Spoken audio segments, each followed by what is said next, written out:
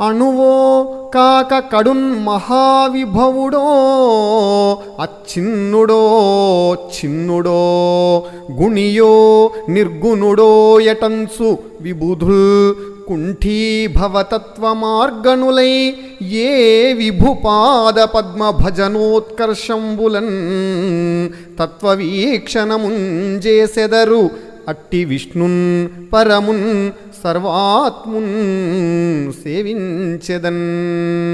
అట్టి విష్ణున్ పరమున్ సర్వాత్ము సేవించెదన్.